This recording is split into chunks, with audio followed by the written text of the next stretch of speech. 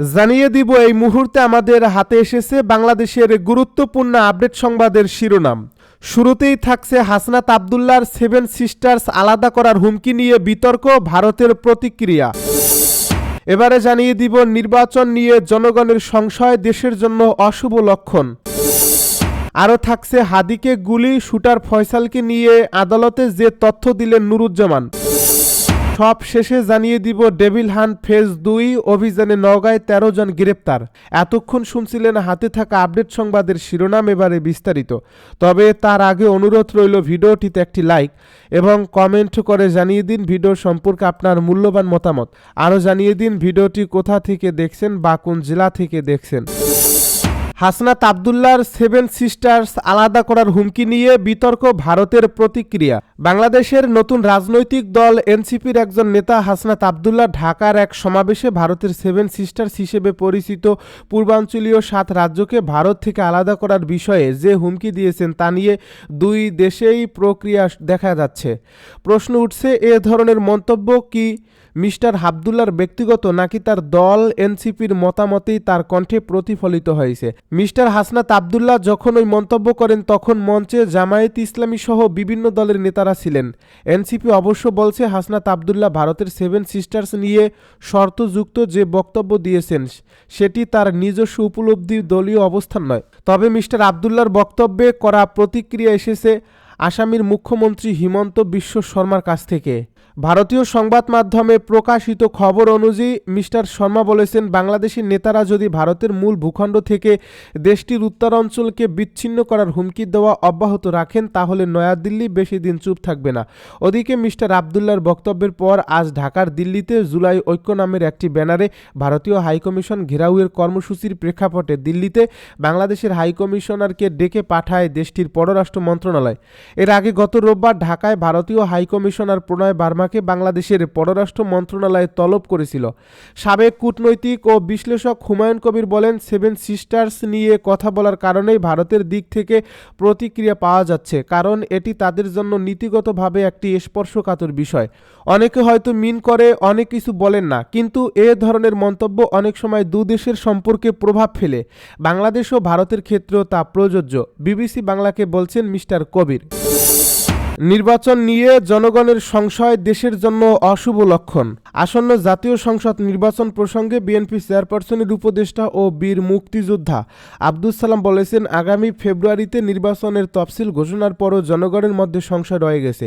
নির্বাচন আদৌ হবে কিনা একটি স্বাধীন দেশের জন্য এটি শুভ লক্ষণ নয়। আব্দুস সালাম অভিযোগ করে বলেন, আগে থেকেই নির্বাচন নিয়ে স্পষ্ট বার্তা না দেওয়া এবং উপদেষ্টা পরিষদের বিভ্রান্তিকর বক্তব্য জনগণের কাছে উদ্বেগ বাড়িয়েছে। বুধবার রাজধানীর জাতীয় প্রেস ক্লাবের মাওলানা আকরাম খাঁ হলে বাংলাদেশ গণতন্ত্র পরিষদের উদ্যোগে আয়োজিত মহান বিজয় দিবস ও জিয়াউর রহমান এবং বর্তমান প্রেক্ষাপট শীর্ষক আলোচনা সভায় তিনি এসব কথা বলেন। দেশের স্বার্থ রক্ষা ও গণতন্ত্র পুনরুদ্ধারের জন্য বিএনপিকে রাষ্ট্র ক্ষমতায় আনা ছাড়া কোনো বিকল্প নেই মন্তব্য করে তিনি বলেন, সুষ্ঠু ও গ্রহণযোগ্য নির্বাচন নিশ্চিত করতে হলে জনগণের অধিকার ফিরিয়ে দিতে হবে এবং সেই লক্ষ্য বাস্তবায়নে বিএনপি একমাত্র ভরসা। তিনি বলেন, প্রতিটি জাতীয় সংকটে স্বাধীনতার ঘোষক শহীদ প্রেসিডেন্ট জিয়াউর রহমান ত্রাণকর্তা হিসেবে সামনে এসেছেন। তার পরবর্তী সময়ে বেগম খালেদা জিয়া এবং বর্তমানে তারেক রহমান সেই নেতৃত্বের ধারাবাহিকতা বজায় রেখে যাচ্ছেন। আসন্ন জাতীয় নির্বাচন প্রসঙ্গে তিনি বলেন, আগামী ফেব্রুয়ারিতে নির্বাচনের তফসিল ঘোষণার পরও জনগণের মধ্যে সংশয় রয়ে গেছে নির্বাচন আদৌ হবে কিনা একটি স্বাধীন দেশের জন্য এটি শুভ লক্ষণ নয়। তিনি অভিযোগ করেন, আগে থেকেই নির্বাচন নিয়ে স্পষ্ট বার্তা না দেওয়া এবং উপদেষ্টা পরিষদের বিভ্রান্তিকর বক্তব্য জনগণের উদ্বেগ বাড়িয়েছে। তিনি বলেন, গত 17 বছর ধরে দেশে গণতন্ত্র ও জনগণের মৌলিক অধিকার ছিল না। জনগণের পরিবর্তে প্রতিবেশী রাষ্ট্রকে জিজ্ঞেস করে ক্ষমতা নির্ধারণ করা হতো। এ কারণেই বিএনপি একটি স্পষ্ট রোডম্যাপ দাবি করছিল বলে জানান তিনি। সম্প্রতি হাদিকে হত্যাচেষ্টার ঘটনায় উদ্বেগ প্রকাশ করে আব্দুস সালাম বলেন, ফ্যাসিবাদের দোসরদের তোষণ করে কখনো সুষ্ঠু নির্বাচন সম্ভব নয়। তারা নির্বাচন বানচালের ষড়যন্ত্র করে করছে বলেও অভিযোগ করেন তিনি আরও বলেন বিএনপি শত উস্কানির মধ্যেও শান্তি বজায় রাখছে। দলের ভারপ্রাপ্ত চেয়ারম্যান তারেক রহমান 5 অগাস্ট থেকেই দেশের শান্তি শৃঙ্খলা রক্ষার আহ্বান জানিয়ে আসছেন। দেশের বর্তমান অর্থনৈতিক পরিস্থিতি তুলে ধরে তিনি বলেন, নতুন বিনিয়োগ নেই, বেকারত্ব বেড়েছে, মধ্যবিত্ত নিম্নবিত্তে পরিণত হচ্ছে। এ সংকট থেকে উত্তরণে আগে গণতন্ত্র, মানুষের অধিকার ও আইনের শাসন প্রতিষ্ঠা জরুরি। আব্দুল সালাম বলেন, জিয়াউর রহমানের নাম ছাড়া বাংলাদেশের ইতিহাস লেখা যায় না। তিনি স্বল্প সময়ে কৃষি, শিল্প, শিক্ষা ও বৈদেশিক নীতিতে সংস্কার এনে দেশকে উন্নয়নের পথে দাঁড় করিয়েছিলেন। তারেক রহমান বর্তমানে দেশের ভবিষ্যৎ পরিকল্পনা নিয়ে বিশেষজ্ঞদের সঙ্গে কাজ করছেন বলেও জানান তিনি বলেন, দেশের স্বার্থে ও গণতন্ত্র পুনরুদ্ধারে বিএনপিকে রাষ্ট্র ক্ষমতায় আনার বিকল্প নেই। এজন্য আগামী নির্বাচনে জনগণের কাছে সত্য তুলে ধরতে সবাইকে মাঠে কাজ করার আহ্বান জানান তিনি। হাদিকে গুলি, শুটার ফয়সালকে নিয়ে আদালতে যে তথ্য দিলেন নুরুজ্জামান। ইনকিলাব মঞ্চের আহ্বায়ক শরীফ ওসমান হাদিকে হত্যাচেষ্টার ঘটনায় মূল অভিযুক্ত ফয়সাল করিম মাসুদকে মাইক্রোবাস ভাড়া দিয়ে পালাতে সহায়তা করা মোহাম্মদ নুরুজ্জামান নোমানী ওরফে উজ্জ্বল আদালতে চাঞ্চল্যকর তথ্য দিয়েছেন।